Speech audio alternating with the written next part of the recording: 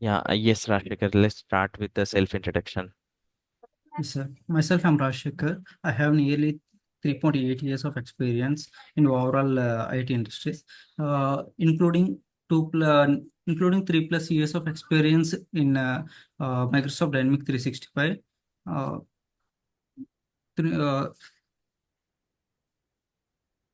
Yeah, uh, include 3+ years of experience as a Microsoft Dynamics CRM developer. Come to my previous experience and all. My career started with the DNM Consulting Services, and I worked as a DB support in there.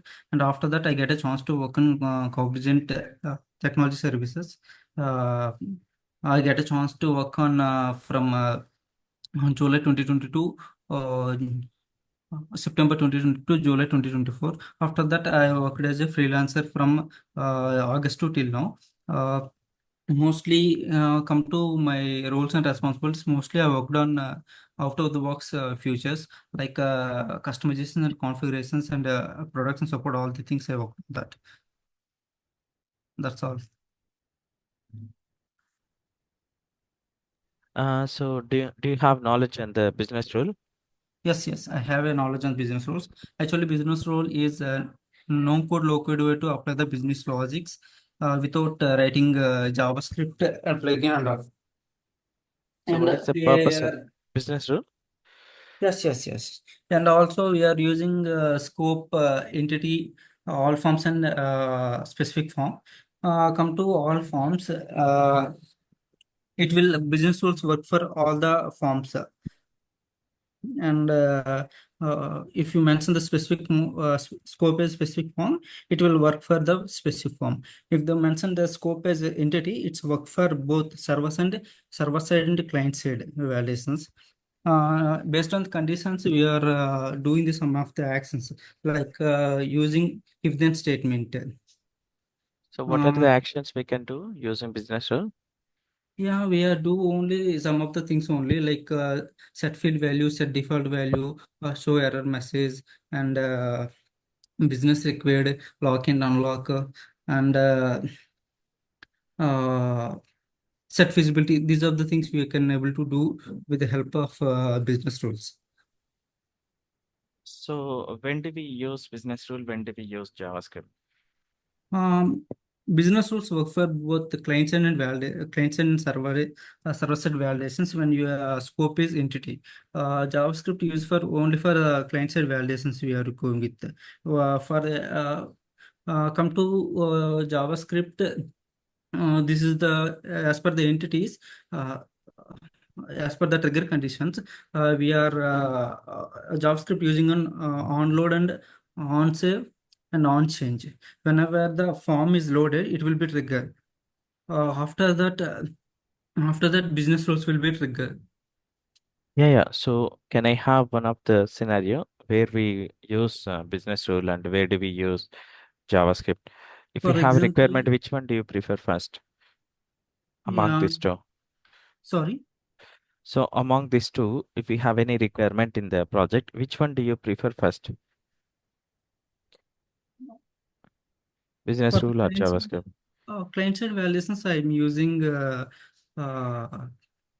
JavaScript. I use it prefer because of if you are using on server side means it will get load on the server side. So that's why I'm using JavaScript. Is But business rule is server side or client side? yeah, if your scope select as an entity means that will work for both servers and client side. So we still have the client side as well, right? Business rule. Yes, yes, yes. So if you have a requirement, why did you prefer JavaScript instead of Java? JavaScript means Like, it's a, a sorry, business rule. yeah, some of the actions only we can able to do with the Java business rules. Some complex things, business complex, some business logics we are using with the JavaScript. Yeah, can I have the real-time scenario? Uh, One of the real-time scenario where you have implemented. Yeah, come to business rules. Uh, some of the like show and hide. Those are the things we can do. Uh, Whenever based on the field, whenever drop down. For example, uh, gender and related to son of and daughter for as wife or some of the things, some of the fields also there. Based on the selection of gender, we can able to pop up or visible using this business rules. We are using this thing, and also Oh, able to do some set field values also we can do whenever during the record creation automatically show the some of the data, initiate the data, those are the things we can use the business rules. Come to JavaScript means real time validations, some of the things like immediate validations and complex things we can use the JavaScript. so have you worked in the plugins? Yes, yes, I have worked on plugin and also. And do you know about the pipeline stages in plugin? Yes, yes. We have pre-validation, pre-operation, post-operation also there. Come to pre-validation. This is the runs before the operation. Out of the box, out of the operation. It is come to pre-operation. It's within the transaction, but uh, it's within it works before the operation within the transaction. Post come to post operation after the transaction within the after the operation, after the main operation within the transaction it is. Mm. And so how the rollback will work with these three options? Yeah, rollback will be a work for both pre-operation and post-operation only. We can able to do with these pipeline stages. So we do have the client side logic like business rule and JavaScript. If I have the same action, I have implemented business rule and JavaScript for one of the change or event change or one of the activity. So which one will trigger first? JavaScript will be triggered first. After that, business rules will work. Any reason behind? Any reason behind means JavaScript is completely client-side validation. Mm. Suppose if the form is loaded, the JavaScript will be triggered. So this is the conditions. JavaScript will be triggered first. After that, business rules will be triggered first. Then second. Okay. So if let's say I don't have a field on the form, if I use the business rule for that field, like you mentioned, like gender and male, son of, daughter of, right? So I Yes. don't have the field on the form. So what will happen with the business rule? Is there any error we will get it? I not understood actually. Which field it is not available on the form? Let's say you're setting one of the field by using the business rule. Yes. So the field doesn't exist on the form. Okay. So what will happen? Do we get any exception or will it work? If the field is not available on the means, we are not able to trigger it.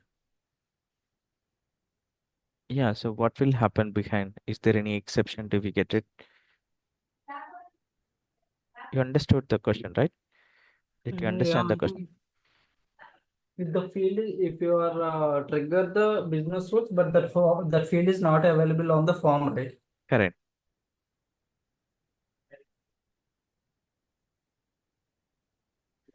Yeah, it's fine. So you can validate practically after the this session. Yes. Okay. And I have a requirement. I have implemented a business rule. I'm setting some values. So if I'm creating records from the CRM, the value is populating fine. But if I'm creating records from the backend, like import or some other code, the values are not getting populated. What could be the issue? Yeah, based on the scope, I think. If you are selecting scope as entity means whenever data updated also in backend also, it will be triggered. Or else if your scope is all forms or particular form yourself, I think. Okay. So let's say for one of my requirement, I do have do you know about the workflows, right? Yes, yes, yes. So I have workflow and I have plugin as well. So which one will Okay. trigger first? Yeah, plugin will be trigger first. What is the reason? Because of uh, plugin will be complex business logic. Actually, it will be worked on both synchronous and asynchronous. If you are selected synchronous means it will be triggered first. Mm. So what is the difference between synchronous and asynchronous plugin? Come to workflow means Plugin. synchronous and asynchronous plugins means synchronous means it will be immediate validations and whenever within the transaction it will be triggered. So asynchronous means after the transaction it will be triggered. After the transaction, it will trigger, is it? So like you mentioned, there is a rollback is there for the post operation. So if I use post Yes. operation as asynchronous, and if No, there no, is no, any, not able to do that. Post operation is we can able to do with the synchronous. are you sure? Yes. Post operation we cannot do for the synchronous, is it? Asynchronous. Yes. Asynchronous we cannot do. So synchronous and asynchronous, what is the main difference? Synchronous and asynchronous means synchronous means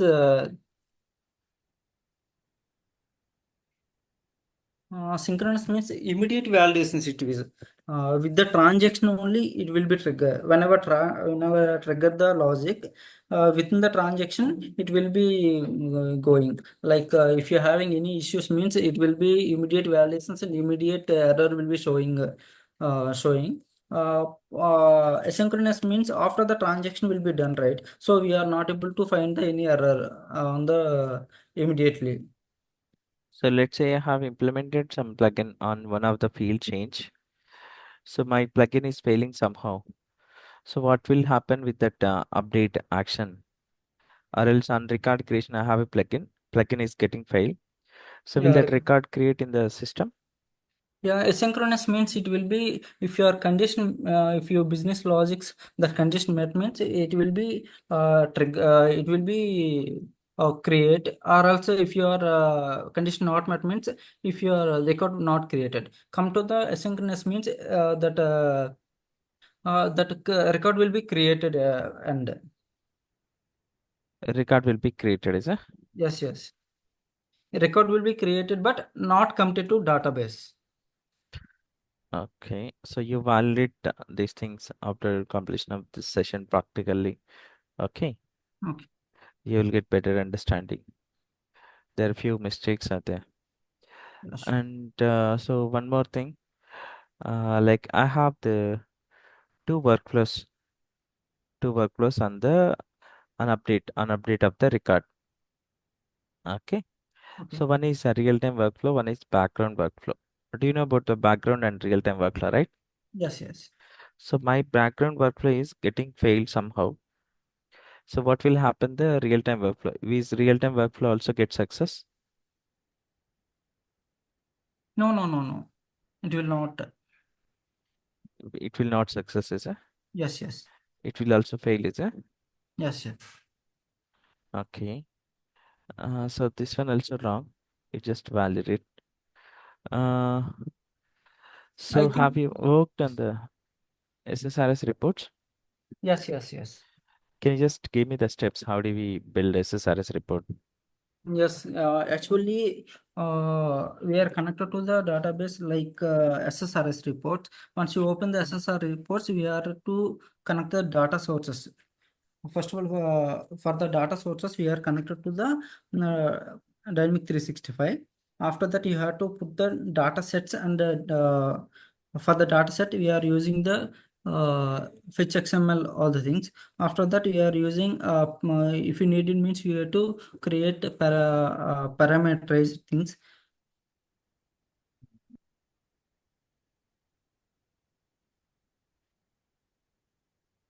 Yeah, after that.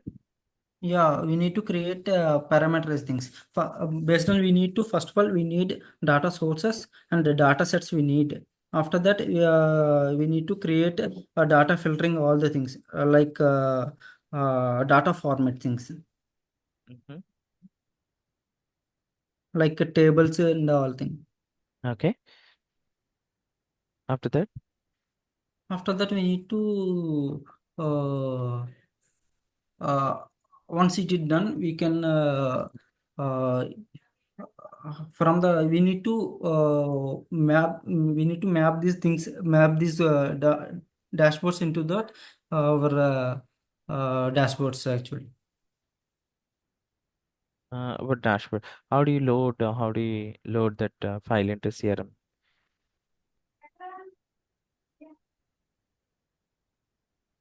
Go to in we need to go to the select that from sitemap actually. We need to go to the sitemap. After that, we need to select the particular Uh, our recently created dashboard. uh, Recently created dashboard we need to select, is it? So what is that file type? Actually, RDL file will be created, Yes, then we RDL have to will create RDL will be created as under the report. So yes. those things you have to mention. Can Yes. you just give me the steps to how to build plugin and plugin implementation process? Yeah, plugin implementation process. First of all, we need to create Visual first of all, we have to navigate to the Visual Studio. After that, we have to select the we need to create a class library with .NET Frame 4.6.2. After Mm. that, we need to go to the Solution Explorer. Inside the Solution Explorer, we need to select the manage new get packages. After that, after that, we need to add namespaces and change the class name. After that, we need to uh,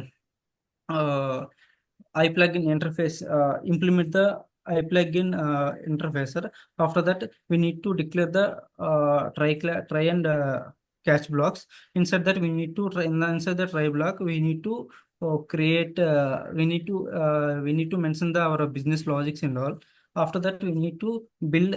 After that, we have to in the Solution Explorer. We have to right click on that. We have to build and click on the properties. And inside the property, we need to select the signing in. Inside the signing in, we need to from the drop down, we have to select a new. Then you have to give the key name. After that, we have to select protect the key without password things. Uh, After that, rebuild the our project. Then we have to register in plugin registration tool. If we have any exception in the plugin, Sorry. so if we have any error in the plugin, how do we debug? Yeah, we are using trace logs and through using plugin registration tool. First of all, inside the plugin registration tool, click on the assembly. Inside the assembly, we have to click on the profiler. We need to install the profiler first. After that, we have to after the installation we have to start the profiling. After that, we have to trigger the plugin code inside the CRM. It will be the log will be generated. After that, we have to select the step and in the select the step and click on the click on the debugging in the Visual Studio. Inside that, we have to attach the uh, DLL file. Attach the DLL file. After that, we need to select the recently created log file. Also, we have to attach. After that, go to that our Visual Studio. Visual Studio. Inside the Visual Studio, we need to put the uh, debugging point. We have to put the debugging points, and after that, click on the debug.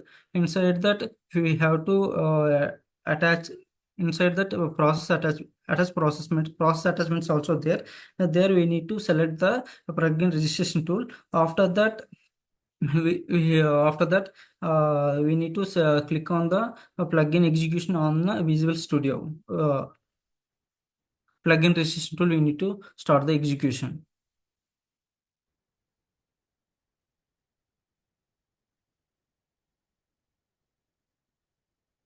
Then it will be trigger the debugging points. Based on the that, we need to debug the line by line. Okay.